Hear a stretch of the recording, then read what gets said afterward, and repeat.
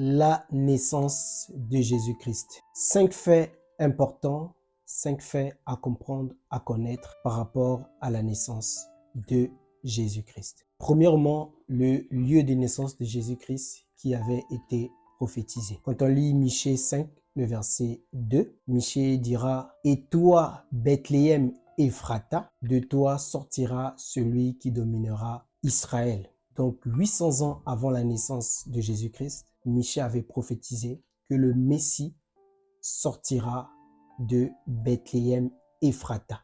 La précision est très importante parce qu'il y avait 2 Bethléem. Il y avait Bethléem en Judée et il y avait un Bethléem en Galilée. Donc Bethléem Ephrata, c'est Bethléem en Judée. Et quand on lit Matthieu 2, le verset 1, la Bible nous dit clairement que Jésus est né à Bethléem en Judée. Donc la prophétie s'est clairement accomplie. Beaucoup de gens en Israël le savaient. Parce que quand on lit par exemple Matthieu 2, à partir du verset 3, Hérode va demander aux souverains sacrificateurs, aux scribes, où devait naître le Messie. Et ils vont répondre clairement à Bethléem. Même les gens du peuple, quand on lit Jean 7, je crois le verset 41 à 42, les gens du peuple diront pareil. Il doit naître à Bethléem. Vous voyez donc, Jésus, le Messie, devait naître à Bethléem en Judée, Bethléem Ephrata. Et la prophétie s'est exactement accomplie. Deuxième fait qu'on peut voir dans la naissance de Jésus, c'est la présence des mages. Déjà, c'est-à-dire l'étoile. Quand on lit Nombre, le chapitre 24, le verset 17, on voit que le prophète Balaam avait prophétisé. Il avait dit qu'un spectre sortira de Jacob. Donc, il avait déjà prophétisé qu'une étoile sortira de Jacob, c'est-à-dire d'Israël ou encore d'Orient. Et quand on lit Matthieu 2 toujours, le verset 2, les mages vont dire « Où est le roi des Juifs? Nous avons vu son étoile en Orient et nous sommes venus pour l'adorer. » Donc encore une fois, cette prophétie s'est accomplie. L'étoile est vraiment sortie d'Orient, est vraiment sortie de Jacob, d'Israël. Et les mages vont dire qu'ils sont venus pour l'adorer. Les mages ne sont pas juifs. C'est-à-dire que ce sont des nations qui viennent adorer le roi, adorer le Messie. Cela nous montrait déjà que les nations devaient, au final, que Jésus aussi était venu pour les nations, en vérité. Cela préfigurait déjà que les nations aussi allaient adorer le Messie. Quand on lit Matthieu 2, le verset 11 par exemple, les mages vont apporter 3 présents. Ils vont apporter de l'or, ils vont apporter de l'encens, ils vont apporter de la myrrhe. Pourquoi l'or, pourquoi l'encens, pourquoi la myrrhe? L'or déjà, parce que comme eux-mêmes ils ont dit, il est roi. Pourquoi l'encens? L'encens, c'est l'image des prières et on ne prie que Dieu. Donc l'encens annonçait déjà que celui qui était là en vérité, c'était Dieu fait chair. Troisièmement, ils vont apporter de la myrrhe. La myrrhe, c'est une résine très amère, mais d'une agréable odeur. Donc on comprend déjà qu'ils étaient en train d'annoncer que celui-là, ce Messie-là, Jésus allait souffrir. Mais ce sacrifice, ces souffrances seront agréables au Père, agréables à Dieu. Ce sera le sacrifice de bonne odeur, très important. Troisièmement, par rapport à la naissance de Jésus-Christ, on peut voir sa généalogie. Il y a un problème pour certains, ils trouvent un problème dans la généalogie de Jésus-Christ, c'est-à-dire dans Matthieu 1, le verset 16 par exemple, on nous parle du père de Joseph, c'est-à-dire le père de Jésus, Joseph.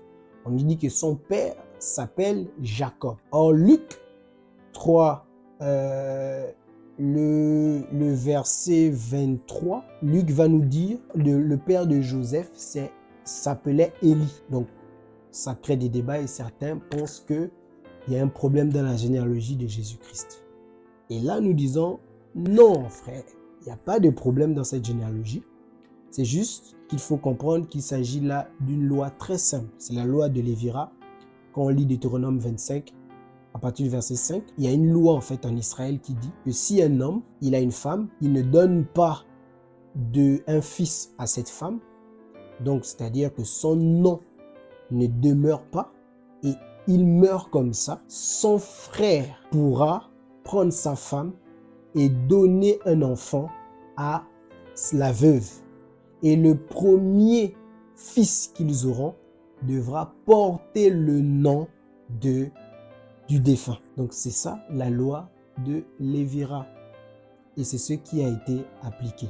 C'est-à-dire que le père de Joseph dont Matthieu parle, c'est-à-dire Jacob, est mort sans donner d'enfant à sa femme. Et du coup, son frère, qui est Élie, dont Luc nous parle, a donné un enfant à sa femme, qui est Joseph.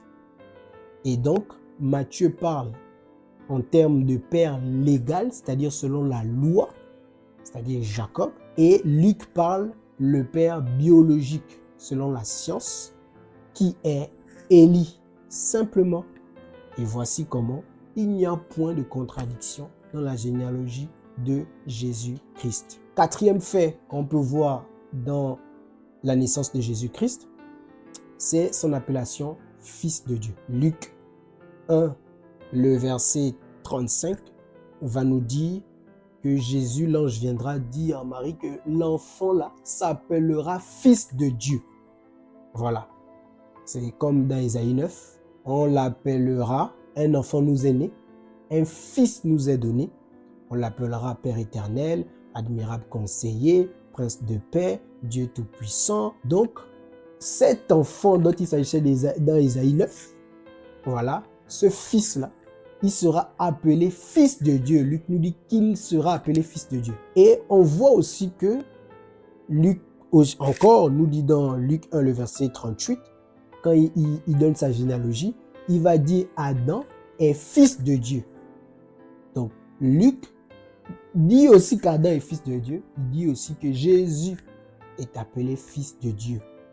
Simplement, la notion de fils de Dieu par rapport à la naissance de Jésus-Christ est simple à comprendre. Pourquoi Adam aussi est appelé fils de Dieu? C'est parce qu'ils ne sont pas venus au monde par des rapports entre une femme et un homme. Ils sont venus au monde par l'intervention divine, par le miracle. Ce sont des naissances miraculeuses. Voilà pourquoi ils sont appelés directement fils de Dieu, parce qu'ils viennent direct du sein de Dieu. Et ça, c'est Jésus par rapport à sa naissance. Voilà comment il est fils de Dieu. Parce que la notion de fils de Dieu de Jésus, elle est très vaste. Voilà, Jésus est par exemple appelé fils de Dieu par sa résurrection. Quand on lit Romains 1, Paul nous le dit. Déclaré fils de Dieu par sa résurrection. Et il y a encore beaucoup d'autres points par rapport à la notion de fils de Dieu sur Jésus-Christ. Et ça, même nos amis musulmans sont d'accord par rapport à la naissance de Jésus-Christ. C'est-à-dire que quand on lit par exemple la sourate de Myriam au verset 34, on est tous d'accord que Jésus est né miraculeusement, sans l'intervention d'un homme et d'une femme, mais juste par la vertu du Saint-Esprit. Et ça, aucun autre prophète, aucun autre homme n'est né de cette manière. Voilà, évidemment, si ce n'est que le premier Adam, et le second Adam, c'est-à-dire Jésus-Christ. Très important. Cinquième point qu'on peut voir pour finir par rapport à la naissance de Jésus-Christ, mais je parlerai plutôt de sa vie sur la terre après sa naissance, c'est-à-dire son métier de charpentier. Quand on lit dans le grec, par exemple dans Marc 6, le verset 3, je crois, quand on parle de n'est-ce pas le charpentier. Charpentier ici, ça veut dire, c'est tectone. C'est-à-dire que chez les Grecs, ce mot-là, ce métier-là, tectone, quand on dit que quelqu'un est tectone, c'est plus poussé que ce qu'on entend par charpentier. C'est-à-dire que c'est quelqu'un qui s'y connaît dans tout ce qui est la maison, intérieurement comme extérieurement. C'est-à-dire qu'il peut bâtir une maison des fondations jusqu'aux finitions. C'est-à-dire qu'il peut aussi faire tout ce qui est, tous les travaux dans la maison intérieurement. C'est-à-dire que c'est l'homme à tout faire dans le village. Et c'est ce que Jésus était. C'est pas juste charpentier comme on l'entend. Non, il était plus que ça. Parce que même dans son métier, on voit que quand Jésus est venu, il a dit que lui, il est venu faire quoi? Il est venu fonder son église. Il est venu bâtir une maison, bâtir son église. Donc, ce qu'il est venu faire en vérité était en rapport avec son métier même sur la terre. Vous voyez? Et il va par exemple dire à Pierre, Pierre, tu es Pierre. Donc là, le mot, c'est des petites pierres, c'est-à-dire une pierre vivante. Pierre est une pierre parmi tant d'autres, mais voilà, une pierre, donc tu es un disciple. Et après, il dit sur cette pierre. Et là, quand il dit sur cette pierre, c'est plus le même mot. Là, maintenant, c'est rocher. Donc, sur ce rocher, je bâtirai mon église. Or, le véritable rocher, c'est Jésus-Christ lui-même. Donc, il est venu bâtir son église. Il sait de quoi il parle. Parce que c'est le véritable charpentier qui connaît tout ce qui est de la construction d'une maison. Et donc, on a affaire à quelqu'un qui connaît son rôle, au Dieu Tout-Puissant, qui bâtit son église et qui a la plus belle maison et qui règle lui-même les problèmes de sa maison à l'intérieur. Ah, Jésus-Christ. Vous voyez comment c'est magnifique? Donc, Jésus est le véritable bâtisseur de son église. Et il dit par exemple dans Matthieu 7, il va dire, celui qui écoute mes paroles et qui les met en pratique est semblable à un homme qui a bâti sa maison sur du roc. Qui est ce roc? C'est lui-même. Donc quand tu écoutes sa parole et que tu la mets en pratique, tu es en train de bâtir ta vie. Tu es en train de te bâtir sur du roc. Et quand on dit sur du roc, ça veut dire que tout passera, les vents viendront, mais la maison restera intacte parce que le fondement est solide. Et Paul nous dira que nous sommes fondés sur le fondement des apôtres et des prophètes, Christ étant la pierre angulaire, le rocher des âges, Jésus-Christ. Voici ce que nous pouvons dire par rapport à quelques points. On pourra donner par la suite encore d'autres points sur la naissance de Jésus-Christ. Que Dieu vous bénisse.